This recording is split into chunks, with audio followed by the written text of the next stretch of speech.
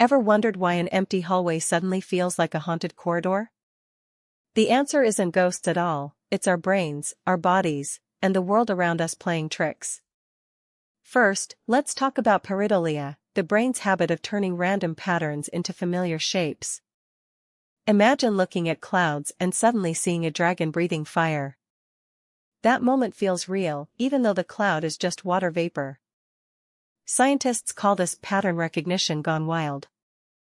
Our visual system evolved to spot faces and predators quickly, so it overreacts when presented with vague stimuli.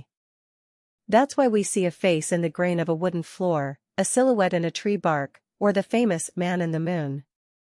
In a 2013 study, participants were shown abstract shapes and asked to name what they saw. Over 80% reported seeing a face or figure, even when none was intended. The same mechanism explains why old photographs sometimes reveal ghostly figures after a few years of aging. Our minds fill in the gaps, turning stray specks into limbs. Next, consider sleep paralysis and hypnagogic hallucinations. When you drift between wakefulness and sleep, the brain can lock the body in REM atonia while the mind is still alert.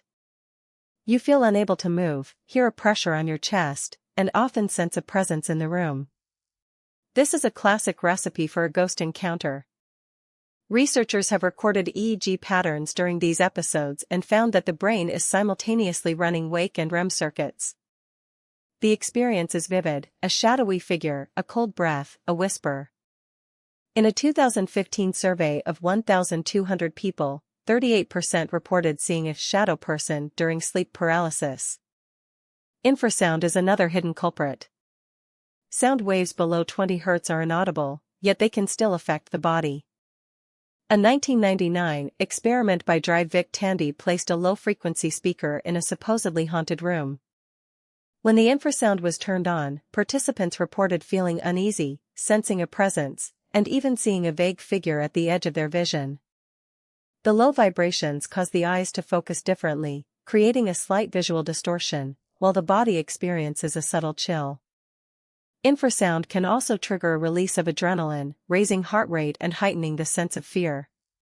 Old stone churches, large empty warehouses, and even wind passing through a narrow gap can generate these frequencies naturally, turning ordinary spaces into haunted zones. Carbon monoxide poisoning offers a more dangerous explanation for historic hauntings. Carbon monoxide, CO, binds to hemoglobin more readily than oxygen, leading to hypoxia, a lack of oxygen to the brain. Early symptoms include headache, dizziness, and visual disturbances, which can quickly progress to hallucinations.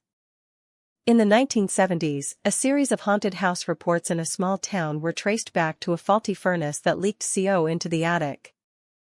Residents described seeing apparitions, hearing footsteps, and feeling sudden cold spots. After installing proper ventilation, the sightings stopped.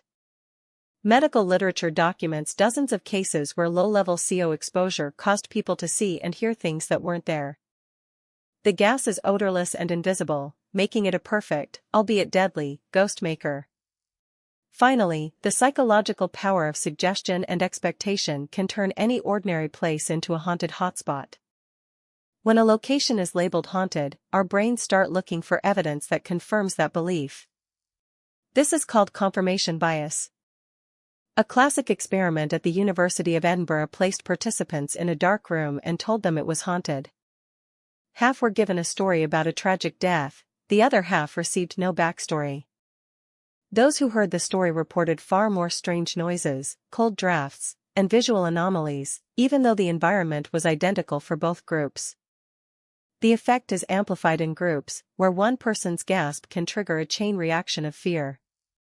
Expectations also shape memory. After a night of ghost hunting, people often recall details that fit the narrative while forgetting contradictory evidence. All these phenomena, pareidolia, sleep paralysis, infrasound, carbon monoxide, and suggestion, share a common thread. They are natural, measurable, and scientifically documented, yet they create experiences that feel unmistakably supernatural. Our senses are powerful, but they are also vulnerable to context, biology, and physics. When the brain receives ambiguous input, it fills the gaps with stories it already knows, stories of spirits, shadows, and lingering souls. Understanding the science doesn't make the feelings any less real. It simply gives us a toolbox to explain why a cold breeze might feel like a hand on the shoulder, or why a faint silhouette appears in a hallway at night. The next time you hear a creak or see a flash of movement, consider the hidden frequencies, the lingering gases, and the powerful expectations that shape perception. If you found this dive into the hidden reasons behind ghost sightings eye-opening, smash that like button, subscribe for more science-driven mysteries, and share your own uncanny experiences in the comments below. Let's keep exploring what's really behind the unknown.